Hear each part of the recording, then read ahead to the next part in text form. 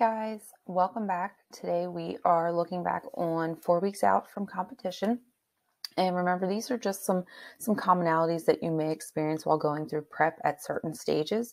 So I'm just kind of reflecting on how these things may have affected me, if they did, if they didn't, and to what degree. So let's go ahead and get started. At 4 weeks out, sleep's probably hit or miss. When you're waking up in the middle of the night, peeing 15 times, or having conversations with yourself. I definitely do get up to pee in the middle of the night. I wouldn't say it's as extreme as 15 times. I feel like I've been doing that a lot more during the day.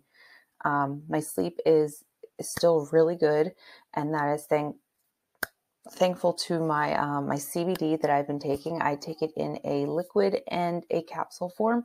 It just kind of depends. The liquid hits a little bit faster, so if I get home a little bit later from a shift at work, I might take that just so that I can kind of get to bed a little bit more quickly and stay asleep and get to sleep, have better rest. And I also have been taking extra strength melatonin along with it. The combination seems to be working good. Waking up feeling well rested and getting good sleep and staying asleep at night. So I'd have to say without that, this probably would be me. I probably would not be able to sleep. I probably would be waking up multiple times because that's what was happening at first before I got the CBD and melatonin, and probably would be having conversations with myself at this point because very close to competition day and getting a little nervous about things. So I probably need to give myself a lot of pep talks. If you're still getting crazy pumps in the gym, you're not lean enough yet. You may see some veins some days, other days you may look more flaccid. Now this, I would have to say, I'm still getting some pumps, definitely not like they were. Definitely seeing crazy veins, which we'll show here. Like this was just at work the other day. And I happened to look down and I was like, oh my gosh, like it's crazy, but it's mostly in my upper body that I noticed this. But I feel like the pumps are starting to go. I feel like my energy is kind of starting to dwindle a little bit. Like we're getting ready to come up on peak week. I'm already in week 3. So this is last week's reflection. So, but yeah, there are days I definitely feel like, I don't feel that, like my muscles don't feel full. I don't feel, that good feeling. So it's definitely, it goes back and forth very quickly.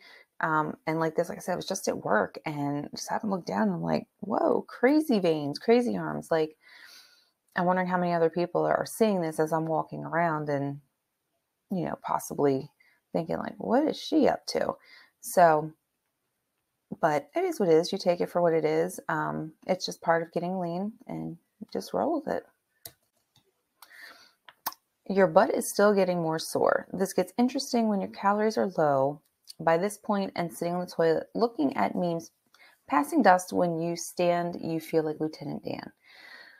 So let's look at that first part. Your butt is still getting more sore. This, when I first read these a couple weeks ago, when I was looking forward to all these weeks out coming up, knowing I was going to do these presentations, I was like, what in the world? Like, why would my butt be getting more sore? Like, why would that be a thing? But it's true. Definitely do feel it, like just kind of sitting most of the time. Like it's kind of painful to sit a lot. Like I will stand now more, especially at work if there's nothing going on, just because it's a little bit easier. My husband and I went to the movies on Memorial Day, actually. We went to the movies and of course they've got these nice reclining leather chairs, and still I was very uncomfortable. Like I had to keep like switching from side to side because one butt cheek would start to hurt and I had to go to the other side. And then I'm trying to like lay more on my side instead of my bottom. It was definitely rough. When you don't have much padding, it does get harder. Even just sitting on my couch, like for too long, like I've got to get up and do something and move around because I really do get uncomfortable. And yeah, the whole sitting on the toilet, that's definitely a real thing. Calories are lower, food intake is lower, digestion is slower. So it all goes hand in hand. Things aren't moving as quickly and as smoothly as they normally would.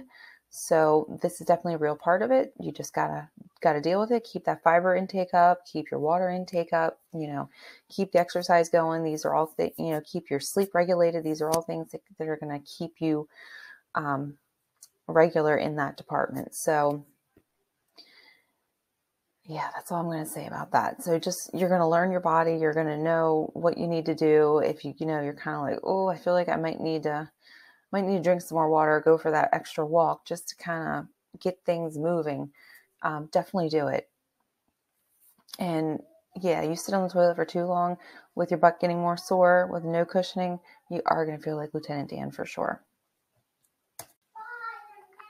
You have conversations with people and will literally stop mid-sentence and stare through their soul. They wonder what you are about to say. And to be honest, you have no clue. This has happened. I feel like it happened more so when I was maybe like halfway through prep. I feel much more alert and focused right now that I don't do this as much as I was. And this could be because of increasing my caffeine intake a little bit.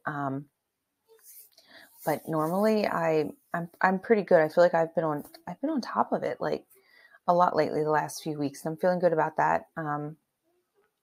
But I don't know that I actually stared through anyone's soul, but there's definitely times where I'm like, what were we talking about? What was the point of what I was saying? So it does happen. That brain fog, those brain farts, like it's definitely there. It's going to happen. It's that drop in carbohydrates, like your brain is just kind of like, oh, what do I do? So yeah, this is a real thing. And to what extent, it all depends on each person, I guess, and how low you are in carbs. But definitely expect this to happen for sure. Like going into another room and you're like, what did I come in here for? Hey, Mom. You're dropping things 15 times daily. Sometimes the same object you just drop, you drop another 5 times. Stretch out those hamstrings while you're down there. Hit that bend and snap. Also, I wanted to point out that this was something I think I did more like halfway through prep than I have been recently. Like I said, I've been more alert, more focused, so I don't feel like I'm dropping things as much. But there are those times when I do drop something, I do drop it multiple times after that. Like it's definitely one of those things where I'm like, I just can't get a handle on this. Like I just need to start over and try it again. But definitely a good opportunity too to stretch out those hamstrings while you're down there, because they are going to be super tight if you're not doing any stretching or doing any hip mobility. But yeah, I mean, not really dropping things too much. I take myself slow. I don't rush things. But it is kind of just like a thing. Like it just falls out of your hand and you're like, what is going on? I just can't get a grip on this. So like I said, this was more for me when I was like halfway through prep. Just with like kind of like the brain fog. This has not really been me recently. People think that you're dying and start saying you need to eat a burger or ice cream. All you want to respond back with is, I hope you have life insurance for your family. No one has said this to me yet.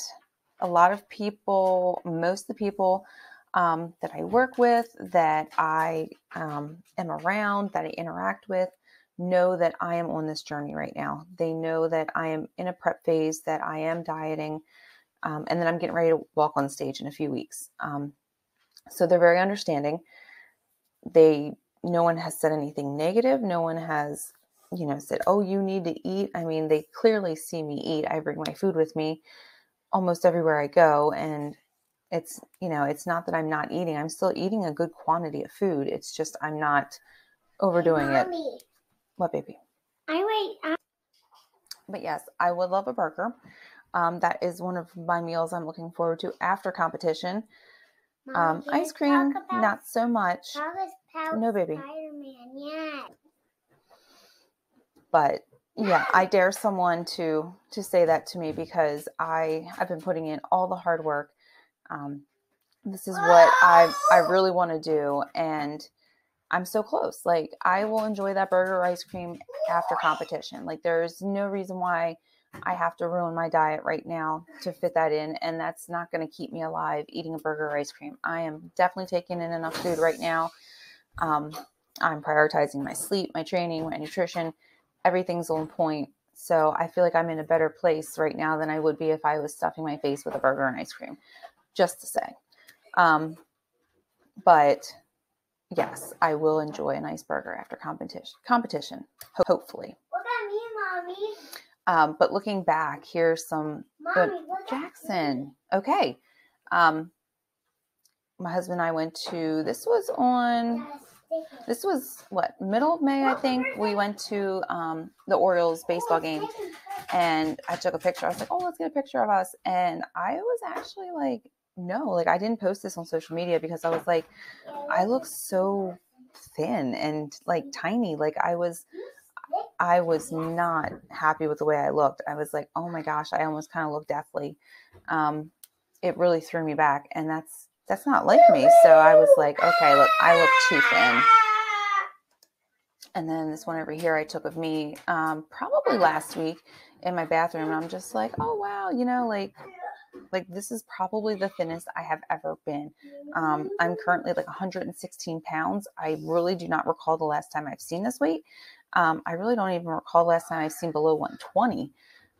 So it's kind of crazy because like I see myself in the mirror one way and in pictures, and then like I'll take a picture and look at it and I'm like, oh my gosh, like that's why this is not a sustainable look. Like some people it might look desirable, but to me, like this doesn't look like healthy Michelle.